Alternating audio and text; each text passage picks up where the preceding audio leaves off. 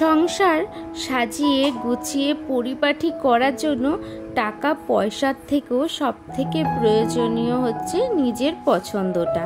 নিজের পছন্দ থাকলে পুরাতন সমস্ত জিনিসপত্র দিয়েও নিজের সংসারটাকে কিন্তু সাজিয়ে গুছিয়ে তোলা যায়। Hello everyone, good morning. কেমন আছেন আপনারা সবাই? আশা করছি আপনারা সবাই ভালো আছেন ও সুস্থ আছেন। আমরাও বেশ ভালো আছি। আমার আরও একটি নতুন ভিডিওতে আপনাদের সবাইকে স্বাগত জানাই। আজ শুক্রবার আর এখন ঘড়ির কাঁটায় বাজে ওই সকাল 5টা নাগাদ। এখন থেকে আপনাদেরকে সাথে নিয়ে আজকের ভিডিওটি শুরু করলাম। ঘুম থেকে উঠে বাসি কাজগুলো করা শুরু করে দিয়েছি। এদিকে দেখুন ঘরটাও কিন্তু পুরো ঝাড় দেওয়া হয়ে গেছে। তারপরে বাইরেটা ঝাড় দিয়ে নেব। এখন গাছের পাতাগুলো এতটা পরিমাণে পড়ছে, দেখুন পুরো রাস্তা জুড়ে পড়ে রয়েছে, আর সেই জন্য পুরো রাস্তাটা জুড়েই কিন্তু আমাকে ঝাড় দিতে হচ্ছে। এই যে দেখুন ঝাড়টা দেওয়া প্রায় হয়ে এসেছে। এরপরে ঝাড় দেওয়া হয়ে গেলে ঝাঁটাটা রেখে হাত মুখ ধুয়ে চলে আসবো আবার গেটের সামনে, কারণ কি গোরদুয়ারে জল দিতে হবে। এই যে ঝাড় দিয়ে চলে এসেছি গোরদুয়ারে জল দিতে। আজকে মগে করে জলটা নিয়ে আসলাম, আর আজকে গঙ্গার জলটা আনিনি, ওই কারণে নর্মাল জল নিয়ে এসেছি। এই যে জলটা দিয়ে চলে যাব ঘরে। ঘরে গিয়ে কিছু কাজ আছে। হাজবেন্ড আবার আজকে অফিসের জন্য ট্যুরে যাচ্ছে হচ্ছে দীঘা, তো সেই জন্য কিছু ব্যাগ প্যাকিং করব, আর ওরই কিছু জামা প্যান্ট হচ্ছে আয়রন করব। এই যে দেখুন ঘরে এসে সবার প্রথমে ওর একটা টি শার্ট আমি আয়রন করে দিচ্ছি। জানেন তো, সবার প্রথমে ভেবেছিলাম এই টি শার্টটা দেবো না, অন্য একটা টি শার্ট দেবো। তো তারপরে ভাবলাম যেহেতু দুদিন থাকবে, ওই কারণে একটা জামা এক্সট্রা দিয়ে দেওয়াটা উচিত। এই যে দেখুন সবার প্রথমে টি শার্টটা আমি আয়রন করে দেওয়ার পরে এরপরে ওর অফিসের শার্টটা আয়রন করে দিচ্ছি।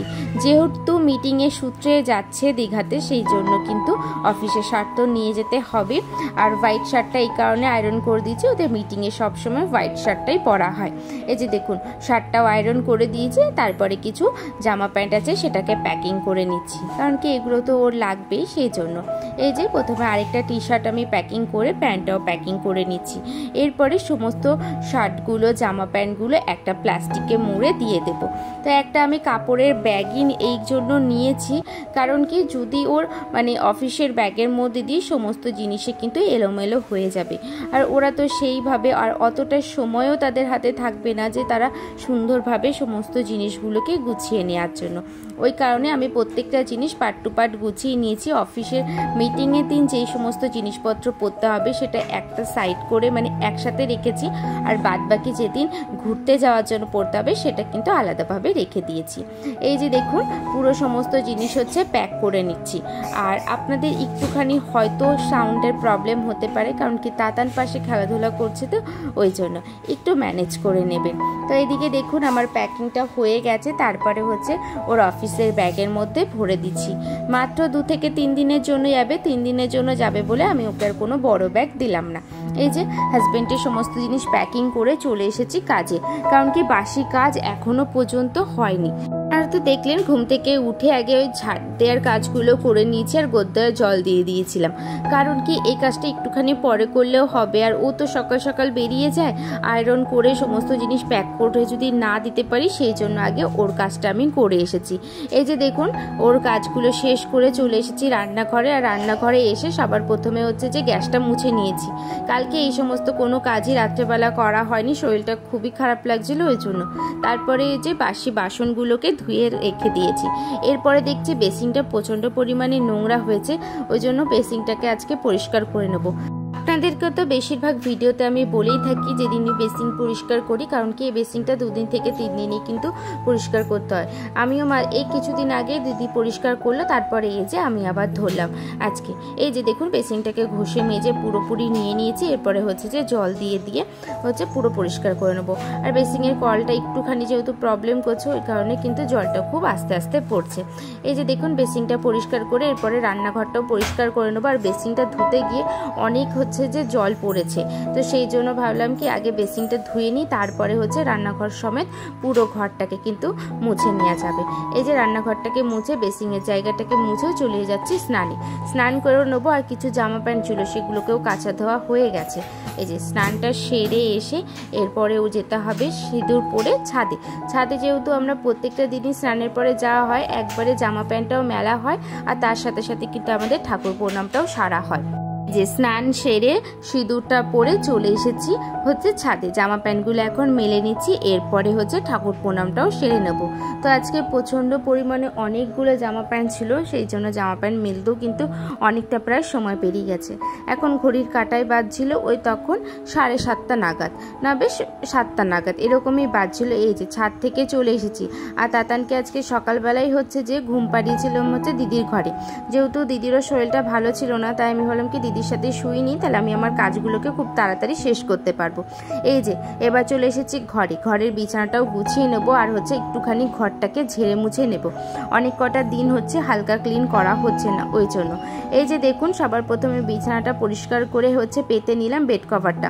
একটা বেড কভার যেহেতু আজকেও তুলেছিলাম ধুয়ে দিয়েছি, আর একটা এই যে নতুন একটা পেতে দিলাম। ঠিক নতুন না কিন্তু হচ্ছে কাঁচা ছিল, সেই জন্য পেতে দিয়েছি। এই যে তারপরে প্রত্যেকটা শোকেসগুলো এবার একটুখানি হালকা করে ক্লিন করে নেবো, কারণ কি অনেক দিন হয়ে গেল, 2-3 দিন হয়ে গেছে ক্লিন করা হচ্ছে না, তাই কাছের জায়গাগুলো জানেন তো একটু দাগ হয়ে যায়। আর তাতান যেহেতু এখন মানে কাজগুলো এসে ধরে পেটায়, সেই জন্য একটু বেশি দাগ হয়ে যায়। এই যে দেখুন পুরনো শোকেসটাকে মুছে চলে এসেছি নতুন শোকেসের কাছে। আর জানেন তো কোনো পুরাতন জিনিস দিয়েও কিন্তু নিজের রুমটাকে সুন্দর করে সাজানো যায়, সেই জন্য কিন্তু কোনো রকম টাকা পয়সার প্রয়োজন হয় না। কারণ কি সবসময় আমাদের মধ্যবিত্ত ফ্যামিলিতে সম্ভব হয় না যে সব সময় টাকা ব্যয় করে অনেক কিন্তু জিনিসপত্র কিনে নিজের সংসারটাকে সাজানো। তো সেই জন্য অল্প কিছু পুরাতন জিনিস দিয়েও কিন্তু এলোমেলো এদিক ওদিক করেও কিন্তু নিজের সংসারটাকে সুন্দরভাবে সাজানো গোছানো যায়। এই যে দেখুন আমি এদিকে আমার শোকেসটাকে সুন্দরভাবে পরিষ্কার করছি, আর ওইদিকে তাতানও এসেছে। তাতান দেখুন চিরুনিটা দিয়ে কি সুন্দর খেলাধুলা করছে। ও জানেন তো এই যে আমি কাজ করার সময়গুলোতে না ও সবসময় আমার পায়ের সাথেই থাকে, আমারও বেশ এই জিনিসগুলোকে খুব ভালোই লাগে ওর। এই যে দেখুন শোকেসটাকে মুছেছি, তারপরে চলে এসেছি আলমারিটাকে মুছতে। এই যে আমার সাথেই দেখুন আবারও এসেছে এই জায়গাটাতে, দেখছেনই তো ও সবসময় এই রকমই থাকে। এই টুকিটাকি ছোট্ট ছোট্ট দুষ্টুমিগুলোও কিন্তু বেশ ভালো লাগে, এই বাচ্চাদের জিনিসগুলো। এই যে আলমারিটা মুছে চলে এসেছি আমার ছোট্ট গপু সোনার কাছে। এই গপু সোনার ফটোটাকে মুছে এরপরে রিং লাইটটাকে পরিষ্কার করে দিচ্ছি। এই রিং লাইটটা খুব একটা ইউজ হয় না, এই কারণে জানেন তো 2-3 দিন পর খুব মুছতে হয়। আর ভেবেছি একটা কিছু দিয়ে ঢেকে রাখবো, সেটাও সম্ভব হচ্ছে না। এই যে রিং লাইটটা মুছে এরপরে চলে এসে খাটটাকে মুছতে। খাটের স্ট্যান্ডগুলোকে মুছে নিয়েছি, আর এই যে খাটের যে ডিজাইনগুলো আছে সেটাকেও মুছে নিয়ে আর ফুলের টপটা রেখেছি। আর এরপরে যেহেতু সকালের খাওয়া দাওয়ার করতে হবে, তখন ঘড়ির কাঁটায় বাজে 8:30। এই কারণে মা বললো আগে কি করো একটু খাওয়ার জন্য কিছু করে নাও। আর কালকে জানেন তো প্রচুর পরিমাণে ভাত ছিল, মানে পুরোপুরি 1 ডেকচি পুরো ভাত ছিল। সেই জন্য মা বললো সকালবেলা সবাই এই বাসি ভাতটা খেয়ে নেব, তার সাথে একটুখানি আলু ভেজে নাও। এই যে দেখুন কালো জিরে দিয়ে আলুটা ভেজে নিচ্ছি।